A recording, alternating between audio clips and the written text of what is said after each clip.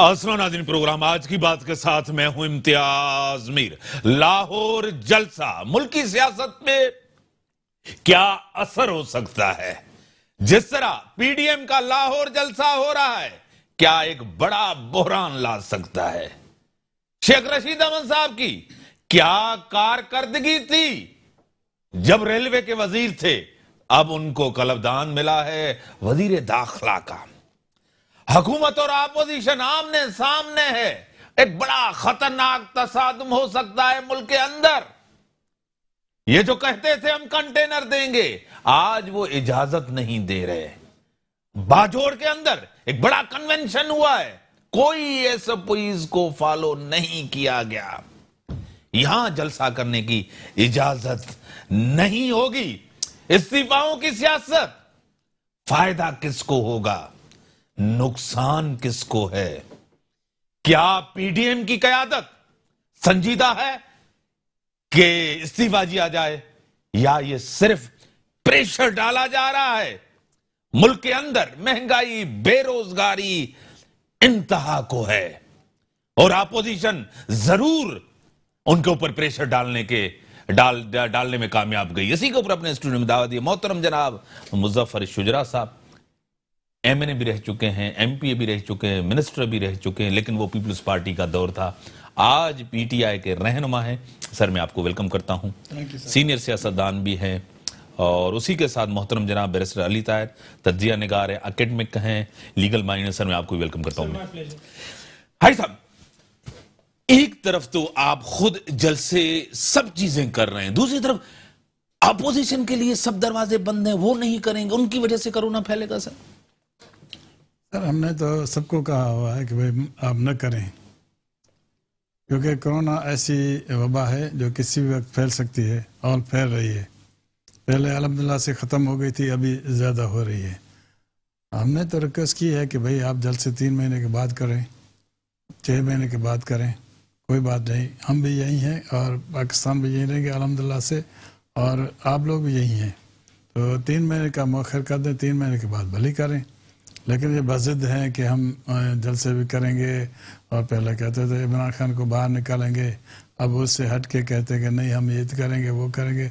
मेरे ज़ाती ख्याल है कि ये कुछ नहीं करेंगे, सिर्फ प्रेशर हमारे पर है कि इनके केसेस ख़त्म किए जाएं, केसेस पे कम से कम प्रेशर हो ताकि हमें जेल में न डाला जाए। लेकिन इंशाल्लाह ताला वो जेल में भी जाएंगे और आप देखेंगे कि इमरान खान 5 साल ये भी रहेगा, 5 साल दूसरी भी हुकूमत करेगा, क्योंकि हमारा विजन सही है। हमारा विजन पहले पाकिस्तान में जितना डेफिसिट था अल्हम्दुलिल्लाह से अभी वो काफ़ी कवर हो चुका है, और हमने कर्जे के जो सूद था वो भी 10,000 अरब डॉलर हमने अदा किए हैं। अभी स्टेट बैंक से हमने पैसा नहीं लिया है। अभी मैशत आस्ते आस्ते ठीक है, लेकिन आवाम को तकलीफ़ है, बिल्कुल हम मानते हैं कि महंगाई है, महंगाई से आवाम पिस रहे हैं। इस वजह से हम भी थोड़ा परेशान हैं कि किसी तरह, क्योंकि महंगाई सिर्फ वजह यही थी कि पैसा नहीं है। जेब में अगर पैसा हो तो हर चीज़ आसान होती है, जेब में अगर पैसा ना हो हर चीज़ मुश्किल होती है। हमें भी वही मुश्किल है कि जेब में पैसा नहीं है, क्योंकि पहले ही 30,000 अरब डॉलर कर्जा लिया गया, जिसकी सूद देने में हम तकलीफ महसूस हो रही है, और कर्जा लेके सूद अदा कर रहे हैं। ठीक है, हाजी साहब मान रहे हैं महंगाई है, हम तकलीफ में हैं, हम परेशान हैं, सब चीजें मान रहे हैं कि अपील भी कर रहे हैं, ये जलसा नहीं कर रहे और होगा भी कुछ नहीं इनके जलसों से, ये खुद भी जलसा कर रहे हैं, लेकिन अपोजिशन को करने नहीं दे रहे। सर ये एक मैं समझता हूं कि दोनों तरफ से अगर देखा जाए तो थोड़ा सा मुझे आज पाकिस्तानी होने पे थोड़ी सी शर्मिंदगी हो रही है। एक तो हुकूमती मौक़िफ़ पलटा कि वो कोरोना के ऊपर तनकीद हो रही थी तो अपने कन्वेंशन करते रहे, और फिर अपोजिशन को रोकने की कोशिश की। डीजे भट्ट पे भी मुकदमा किया, भट्ट कढ़ाई पे भी मुकदमा किया, उठाने को तैयार हैं, हाथ ज़रा डंडे मारने को तैयार हैं, लेकिन आज बजौर में खुद कन्वेंशन कर दिया। या सूबाई वजीर वहाँ पे था, या तो उस सूबाई वजीर को फायर करें आज के आज, अगर वाकई सीरियस है ना कोरोना के बारे में, तो ये 2 नंबरियाँ ना करें। Fire that provincial minister, why did he go to Bajaur? जब ऑपोजिशन को नहीं, ये क्वालिटी ऑफ सिटीजन के मुताबिक मुल्क चलेगा सर। ऐसा नहीं होगा कि एक क्लास ऑफ पर्सन के लिए और दूसरे क्लास ऑफ पर्सन के लिए और कानून। और एट द सेम टाइम ये इस मुल्क की ऑपोजिशन है कि दो दफा तीन दफा जिस मुल्क ने इनको इक्तदार दिया है, ये आज उसके खिलाफ बगावत करने पे उतर आए हैं। राना सनाउल्लाह आज कहता है कि हमने ग्रेटर इकबाल पार्क के ऊपर कब्जा कर लिया, हुकूमत जो कर सकती है करे। ये इंडिया की हुकूमत है यार, ये पाकिस्तान की हुकूमत है ना, जाओ जाके कोर्ट्स में फाइट करो अपना बैटल। लेकिन रियासत की रिट कोई चैलेंज नहीं कर सकता। वो अल्ताफ हुसैन ने चैलेंज की, वो भस्म हो गया। बहुत उसके पहले आए, सारे भस्म हो गए। कल को अली ताहिर होगा, वो भी भस्म हो जाएगा। इम्तियाज मीर होगा, वो भी भस्म हो जाएगा। रियासत के खिलाफ बगावत की इजाजत नहीं है सर, किसी सूरत में इजाजत नहीं है। पाकिस्तान का आइन मौजूद है, अदालतें आजाद हैं, जाएं अपनी रिलीफ लेके आए अगर समझते हैं। लेकिन ये बातें ना करें कि हम हुकूमत को जो है डंडे से जलसा करते हैं तो इसमें क्या चीज है? हुकूमत क्यों डरी हुई है, क्यों खौफजदा है? सर मैं समझता हूं जलसा करना चाहते हैं तो करें, लेकिन इजाजत नहीं दे रही ना सर, रोक रही है ना। तो सर क्या इसका मुश्किल पैदा कर रही है? इसका ये मतलब है कि वो आप जैसे कोई दहशतगर्द तंजीम होती है, अब वो यानी पूरी जिंदगी आप कहते रहे कि पीटीआई ने पीटीवी पे हमला किया। ऐसे काम आप ना करें, खुदा ना खास्ता। पीटीवी ने हमला किया, उन्होंने किया ना जी सर। तो ये इन्होंने भी तो आज ग्रेटर इकबाल पार्क के अंदर आज इनके वर्कर्स जंप कर गए ना। ये मुल्क इस चीज का इस वक्त मुतम्मिल नहीं हो सकता। क्यों इन सियासतदानों को बात नहीं समझ आती? इजाजत दे देते सर, देखिए नहीं रोकते। मैं आपको एक ठीक है देखे ना सर, ये तो हक है, इनका आइन ही हक है। मैं तो कहता हूं एहतजाज करना सर विद रीजनेबल रिस्ट्रिक्शंस। मैं कहता हूं दोनों साइड पे लचक होनी चाहिए। ये हुकूमत और ऑपोजिशन मुल्क को इस तरफ ना लेके जाए कि जहां पे मुल्क के सिक्योरिटी इदारे और मुल्क की अवाम आमने सामने आ जाए। ये मुल्क उसका मुतमिल नहीं हो सकता। देखें तो सही कि हो क्या रहा है। डिसइंफो लैब ने इतना कुछ जो है वो निकाल के आपके सामने रख दिया है।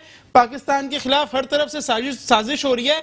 बजाय मुल्क को यूनाइट करो बैठ के, तुम लोग अब लड़ने पे आ गए हो। ठीक है, किस तरह निपटेंगे आप ऑपोजिशन से? एक दबाव, आप अगर इजाजत नहीं देते तो कहते हैं कि जमहूरियत में इस तरह नहीं होता कि आप इजाजत दें, आपके ऊपर प्रेशर है क्योंकि आपने खुद ऐसी चीजें की थी। एक चीज, अगर आप इजाजत देते हैं तो कोरोना फैलता है। दो, आप अगर इजाजत नहीं भी देते तो आपके लोग जिस तरह बाजोड़ में जिस तरह कह रहे हैं बैरिस्टर साहब, वो भी वहां एमपीए आपके मिनिस्टर साहब खुद कन्वेंशन कर रहे हैं, उनको भी नहीं करना चाहिए था। क्या कहेंगे अली साहब? नहीं, बाजोड़ में जिसने भी किया है मिनिस्टर साहब जो भी हो, अच्छा नहीं किया। ये बैरिस्टर साहब ने बिल्कुल सही कहा कि सबके लिए कानून एक होना चाहिए और सब हम लोग बराबर हैं। पाकिस्तानी अल्हम्दुलिल्लाह से हमें फ़ख्र है पाकिस्तान होने पे। लेकिन ये जो अपोजिशन है ये सिर्फ और सिर्फ अगर आवाम के लिए करते तो शायद हम भी सोचते कि ये आवाम के लिए कर रहे हैं। आवाम के लिए नहीं कर रहे हैं, अपने पेट के लिए कर रहे हैं। क्योंकि इन्होंने इतने पैसा खाया, इतना पैसा खाया है कि अभी वो पैसा निकालते हुए उनको तकलीफ हो रही है। हम चाहते हैं कि पैसा निकालें। हम आज भी कहते हैं कि पैसा दें और जान छुड़ाएं अपनी। तो पैसा क्यों नहीं देते? गवर्नमेंट का हाथ में तो ये नहीं, इदारे करें ना सर। इदारे कर रहे हैं, आपके लोगों के ऊपर भी तो है ना। चीनी में क्या हुआ था, आपके दौर में करप्शन हुआ, जिसके भी ऊपर है कि कोई भी किसी माई का लाल कानून से बालातर नहीं है। सर आपने जेल में डाल के देख लिया ना, आपने अंदर करके देख लिया ना, आपने सब चीजें की ना। नून लीग फिर भी है, पीपल्स पार्टी फिर भी है, कुछ भी नहीं हुआ सर। 28 महीने में क्या हुआ? मुल्क के अंदर कुछ भी तो नहीं हुआ सर। पार्टियों को हम खत्म तो नहीं करना चाहते। अफरा तफरी हुई ना सर, इस्तेकाम तो नहीं आया ना सर। मुआशी सियासी इस्तेकाम तो नहीं आया। पार्टियों को कभी हमने नहीं सोचा कि पार्टियां खत्म हो जाए। हम सोचते हैं ये जो करप्ट माफिया बैठी है इनमें वो खत्म हो जाए। सर सियासी तौर खत्म करें ना। सियासी तौर खत्म कर रहे हैं ना, खत्म तो हो गए हैं अभी दुनिया में। कहाँ खत्म हुए सर? खत्म हो गए। इसमें क्या है? ये तो आप कह रहे थे तहरीक नहीं चला सके, तहरीक। आप कहते थे इत्तेहाद नहीं होगा, इत्तेहाद हो। आप कह रहे थे लोग जमा नहीं, लोग जमा किए। लोग जमा पता है कितने पैसे देते हैं सर, आप उसको आपने मुल्तान में क्या गलती की? आप करने देते ना सर। करने दिया ना। ब्रेक का टाइम हो गया, ब्रेक का टाइम हो गया। ब्रेक के बाद आते हैं, डिस्कशंस को यहीं बढ़ाते हैं। हाँ, वेलकम बैक नाज़रीन। बैरिस्टर साहब, जिस तरह भाई साहब कह रहे हैं कि पैसे दे दें, चले जाएं, हर चीज करें, ये गवर्नमेंट का काम नहीं है, खान साहब का काम नहीं है कि मैं जेल में डाल दूंगा, मैं एनआरओ नहीं दूंगा। फिर उन्होंने अपील भी की, उन्होंने कहा मैं बात करने के लिए तैयार हूं। ये दबाव नहीं है, प्रेशर नहीं है, खौफ नहीं है, ये नहीं है तो और क्या है? शेख रशीद अहमद साहब रेलवे के मिनिस्टर थे तो क्या क्या कारकर्दगी थी आपके सामने, अब वजीर दाखिला उसको लेके आए, क्या कहेंगे? सर वो एक छोटा बच्चा होता है ना, तो कभी आप उसको मुंह छुपा के बाहर निकालें, वो बड़ा हंसता है, बड़ा खुश होता है, वो कहता है क्या जादू है, हाथ आगे ले आते हैं, पीछे गायब हो जाता है, एकदम सामने आ जाता है। तो ये जब पीटीआई इस तरह की बातें करती है तो मुझे एज ए लीगल प्रोफेशनल तो मुझे हंसी आ रही होती है। आपका प्ली बार्गेन से क्या ताल्लुक, आपका एनआरओ से क्या ताल्लुक? अब वो फैसले कोर्टों ने करने हैं, या तो आप ये कह रहे हैं कि कोर्टें हमारे साथ हैं। अगर आप ये कहते हैं कि कोर्टें आपके कहने पे चल रही हैं, यानी पाकिस्तान की आजाद अदलिया है वो आपके कहने पे चलती है, तो पीडीएम जो बात कह रही है वो फिर ठीक कह रही है। वो अगर नैब नियाजी गठजोड़ की बात कर रही है तो वो फिर ठीक करती है। तो ये बिल्कुल हुकूमत का ये काम नहीं होता कि किसी को पकड़े, किसी को डाले, किसी को निकाले।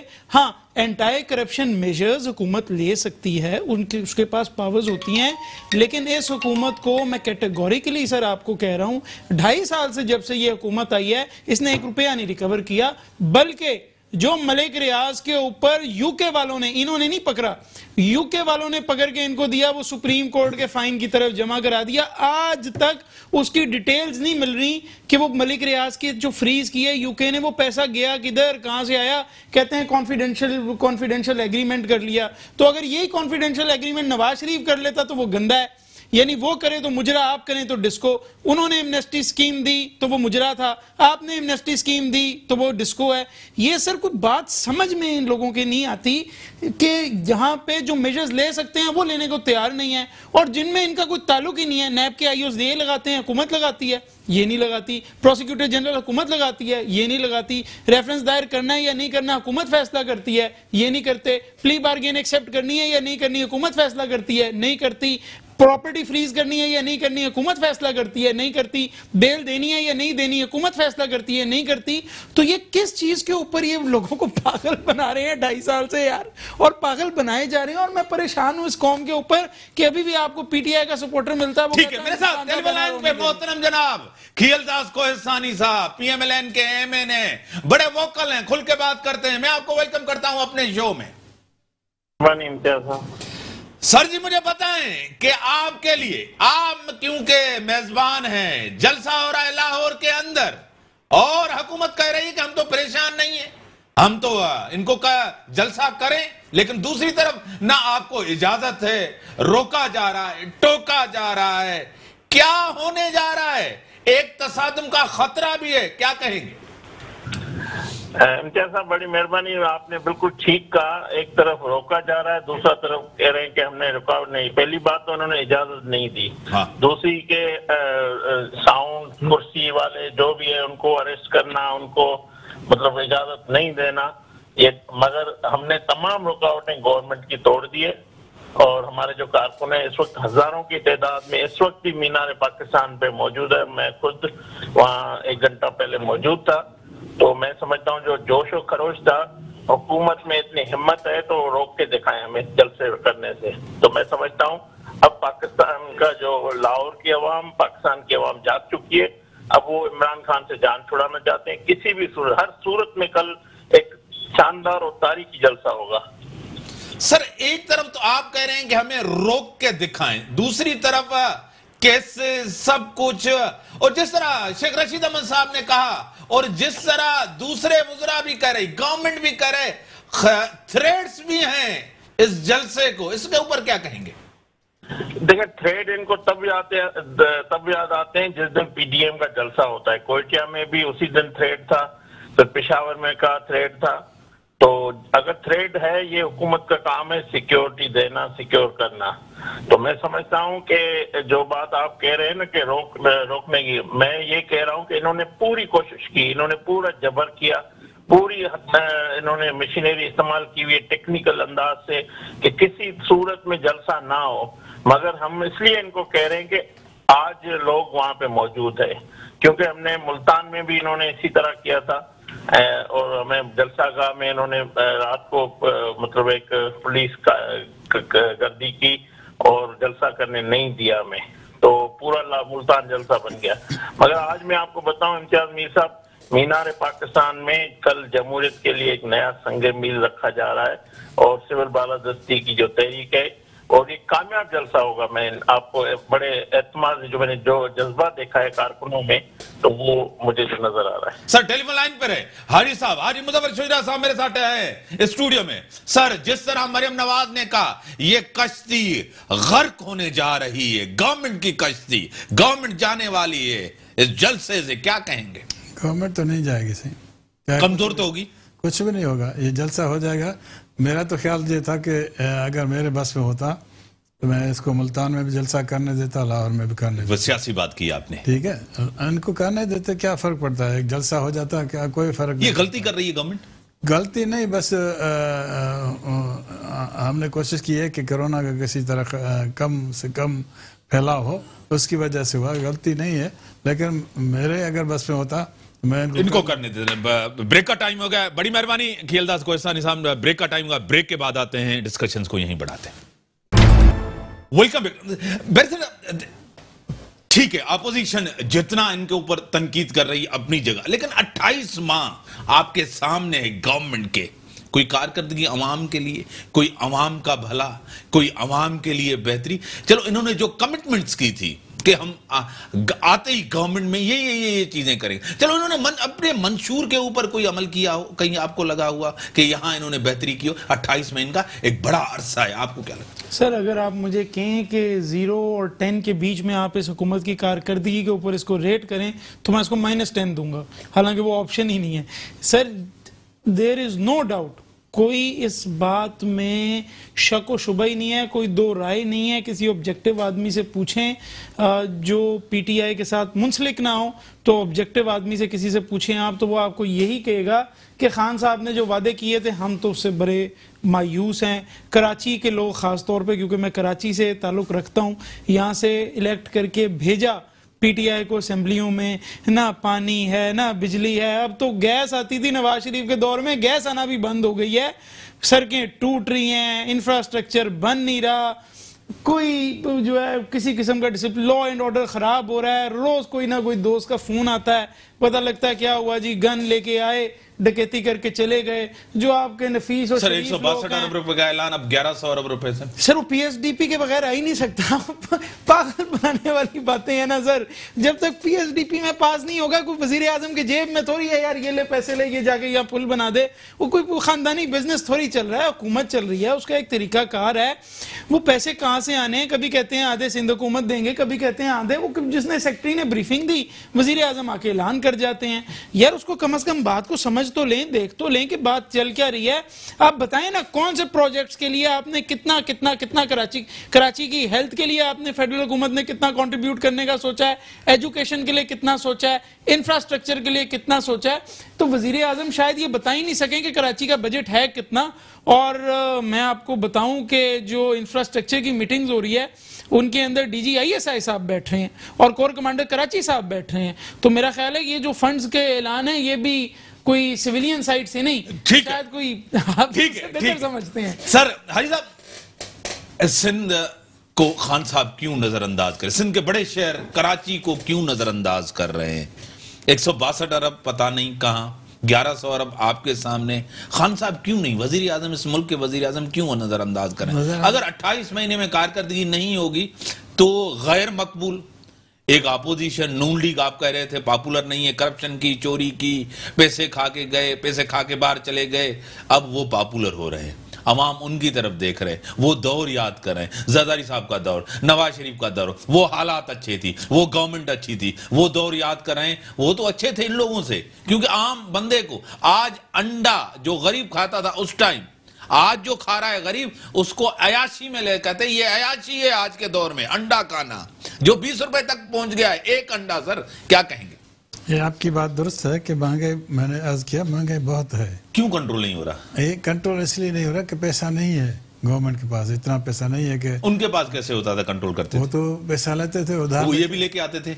इन्होंने भी कर्ज ऐसे ही लिया है, कर्जा लेकर कर्ज उतारा है सर, कर्ज लेकर कर्ज उतारा है। आज भी जीडीपी नेगेटिव ग्रोथ है। कर्ज लिया है तो कर्ज उतारा है ना, इन्होंने तो कभी फिर फायदा क्या हुआ साहब? उन्होंने तो कर्ज कभी उतारा नहीं ना, उन्होंने तो पैसे सर वो भी लेते थे सर, इंस्टॉलमेंट होती थी सर। इंस्टॉलमेंट कहाँ सर होती थी, मैं आपको सही सर, इसी तरह होता है सर, इसी तरह होता है सर, कर्ज लेकर कर्ज उतारा जाता है सर, इसी तरह बढ़ता 30 अरब हजार डॉलर कैसे आपने तो कम टाइम में इतना कर्जा लिया है कि इतनी किसी गवर्नमेंट ने नहीं लिया सर। हमने कर्जा इनकी वजह से लिया है सर। फायदा क्या हुआ आपके आने से? फायदा क्या हुआ? फायदा इंशाल्लाह ताला अभी कैसी तब्दीली?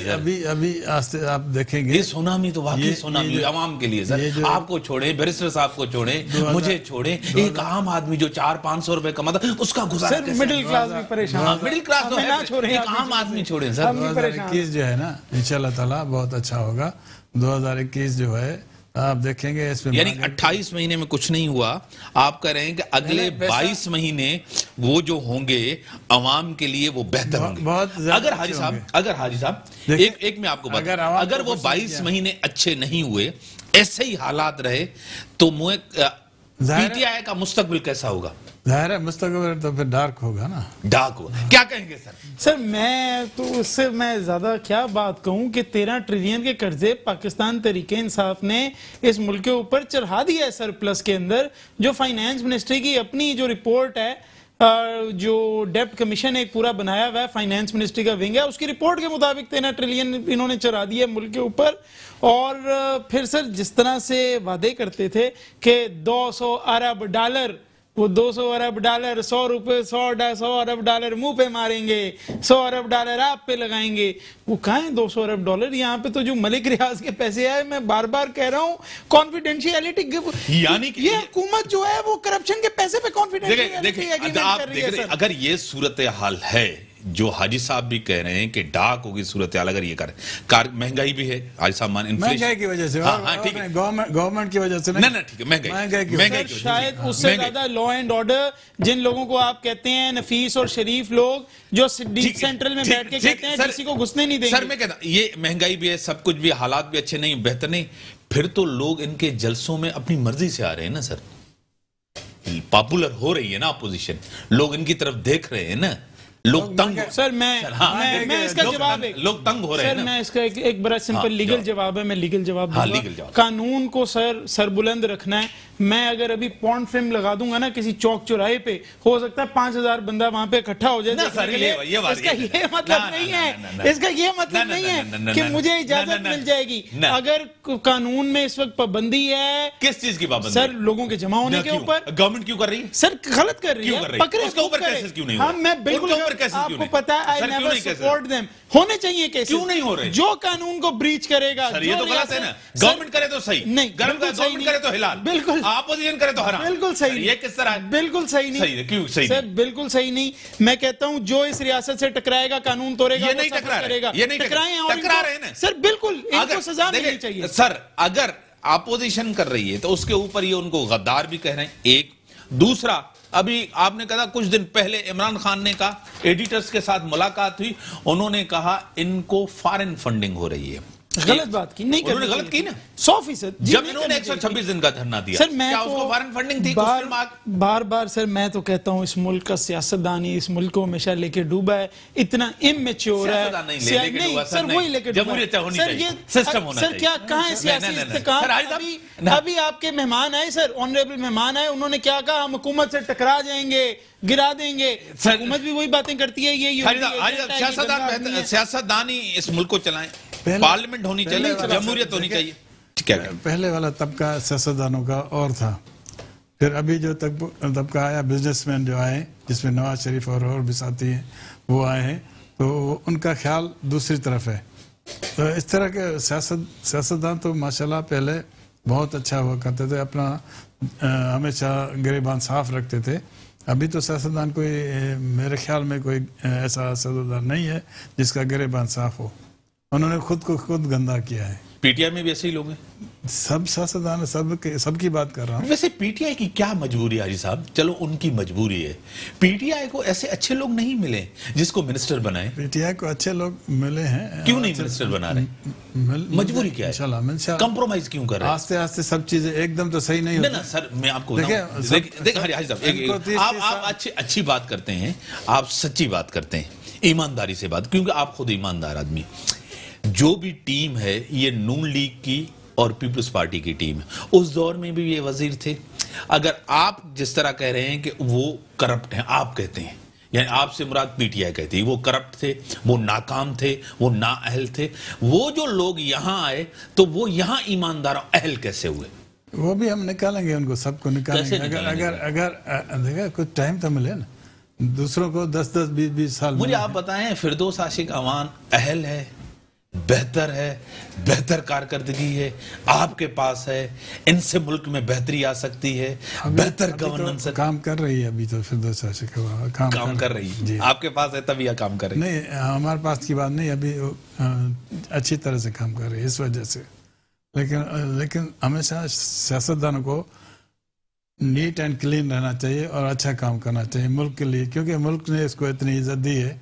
फर्ज करो मैं एमएनए बनता हूँ तो ये अल्लाह की मेरे ऊपर एक तो मेहरबानी है, दूसरी इस मुल्क की मेहरबानी है कि मुझे एमएनए बनाया। बिरसिर साहब, हाजी साहब, आपको पता है कि पीटीआई एक रवायती पार्टी, रवायती हुकूमत, रवायती लोग, वही टीम, वही चीजें, हालात बदतर, एक चीजें तो सामने आप खान साहब बताते खुद क्या खान साहब के आने से क्या मुल्क को फायदा? अच्छा नहीं, बिल्कुल पॉपुलैरिटी एक अलग चीज है, हुक्मरानी एक अलग चीज है, गवर्नेंस एक अलग चीज है। मैं कहता हूं क्या मुल्क को है? खान साहब जैसा बंदा आज तक दुनिया में मिला ही नहीं है। मैं तो बड़ा कैटेगोरिकली कहता हूं, यानी किसी अपने दोस्त को नहीं छोड़ा, किसी अपने दोस्त को नहीं छोड़ा, किसी को वजारत दी, किसी को मशारत दी, किसी को सफारत दी, एक दोस्त नहीं छोड़ा। ऐसा बंदा कहीं मिलता है जो दोस्त, वो क्या कहते हैं, ये तो इल्जाम जो आसिफ जरदारी के ऊपर दोस्ती हमेशा, ये तो नहीं, आसिफ जरदारी फिर भी कभी कभार किसी जगह पे कॉम्पिटेंट आदमी लगा देता था। इन्होंने तो एक कॉम्पिटेंट आदमी नहीं लगाया, जो इनका दोस्त था, यार था, बिली था, गराई था, उसी को ला के लगा रहे हैं और पाकिस्तान के इदारों का सत्यानाश कर दिया है। एक यानी मैं ऐसी बातें हैं इन मिनिस्टर्स की कि बंदा करना शुरू हो तो मैं शायद हंसे बगैर कर ही नहीं सकता, इसलिए मैं करता ही नहीं हूँ। 19 कोविड के पॉइंट, यानी इतनी ज्यादा सरबोंगियां हैं। और एक सिर्फ और सिर्फ जो मोस्ट इंपॉर्टेंट मिनिस्ट्री है प्राइम मिनिस्टर के बाद, आप उसी को देख लें कि उसका फेडरल मिनिस्टर अब आके लगा है इस्लामाबाद हाई कोर्ट के फैसले के बाद। अच्छा, इंटीरियर की जो मिनिस्ट्री है वो अभी तक फैसला ही नहीं हो रहा। पहले एक लड़के को मिनिस्ट्री दे दी आप, मैं उसे लड़का क्यों कह रहा हूं, मैं उसे लड़का इसलिए कह रहा हूं, 2-3 शोज उसके ऐसे हैं जिसमें वो खड़ा हो गया उठ के, उसने कहा मैं तुझे ग्लास मार दूंगा, मैं तुझे। वो इंटीरियर मिनिस्टर यार इतना अहम होदा, ये परफॉर्मेंस, हाँ, वो पता लगे जज्बात में आके किसी गाँव के ऊपर रॉकेट लॉन्चर मारा है, ये परफॉर्मेंस। अच्छा हाँ, उसके बाद आउट ऑफ द शेडोज एक ब्रिगेडियर आते हैं और अब फाइनली अब आप देखें ना, शेख रशीद अहमद, सर शेख रशीद अहमद वजीर दाखिला, अब इससे नया बंदा क्या लेके आए? ठीक है, आप रेस्पॉन्ड करें इस चीज को, रेस्पॉन्ड करें। आप सीनियर आदमी हैं, आपने हर दौर देखा है, मैंने मिनिस्टर हुए, सब चीज देखी। हमारे जो लीडर हैं ना, वो डिक्टेटर हैं, वो किसी अच्छे आदमी को आगे आने नहीं देते। लीडरशिप डिक्टेटर है। हाँ, लीडरशिप 100% डिक्टेटर है, क्योंकि वो देखते हैं कि कोई अच्छा आदमी आए, मिसाल के तौर पे मैं हूँ, यानी कि अच्छे से मुराद मैं कहूँ ईमानदार आदमी, नीट और क्लीन बंदा, काम करने वाला, उसको कहते आगे नहीं लीडरशिप ये चाहती है। लेकिन मैं देखो, मुझे कराची का एक चप्पा घुमा हुआ है, एक चप्पा, किसी माई के लाल नहीं घुमा जितना कराची मैं घुमा हूँ। क्यों नहीं मुझे कराची कहते हैं भाई आप संभालो, देखो मैं कैसे संभालता हूँ, कैसे करके दिखाता हूँ काम। पीटीआई वाले कोई भी हो, पीटीआई वाला हो, कोई भी हो, यानी कि पीपल्स पार्टी को आपने उस दौर में आपने संभाला जब कराची का कोई प्रेसिडेंट बनने के लिए तैयार नहीं था। 10-10 आदमी मेरे साथ होते थे, तब भी मैंने उनको बड़ा के आखिर में मैंने 511 काउंसिलर जीते। वो कारकर्दगी कोई, यानी कि पार्टियों के अंदर ईमानदार बंदा न पार्टी पोजीशन देते, न गवर्नमेंट में आके कोई पोजीशन देते हैं। इसलिए यानी कि सच्चा ईमानदार बंदे की पार्टियों में जगह नहीं है। बिल्कुल, बड़ी मेहरबानी हाजी साहब, आपने बड़ी क्लियर बात की है। बैरिस्टर साहब, आपकी पार्टियों की पोजीशन ये है आपके सामने कि पार्टी के अंदर जो बड़ा होता है वो बड़ा डिक्टेटर होता है। वो कहता है कोई ऐसा हो जो अहल नहीं हो और जो करप्ट हो, नीट और क्लीन बंदा नहीं हो, ऐसे बंदे को लगाते हैं जो जल्दी मैनेज हो जाए, जो मेरे हाथ में हो, इसी वजह से उसको लगाया जाता है। और जो गैर मकबूल थे अपोजिशन, वो मकबूल होने लगी। 28 महीने के अंदर महंगाई, बेरोजगारी, लाहौर के अंदर कल बड़ा जलसा होने जा रहा है। हुकूमत बज़्ज़द है कि हम इनको जलसा नहीं करने, सख्ती, और शेख रशीद अहमद साहब आए, वज़ीर दाखिला हैं, उसको लाया गया है, और दूसरी तरफ भी अपोजिशन ने एक बड़ा प्रेशर दिया है हुकूमत के ऊपर। क्या होने जा रहा है, इसी के साथ दीजिए इजाज़त। अल्लाह हाफ़िज़।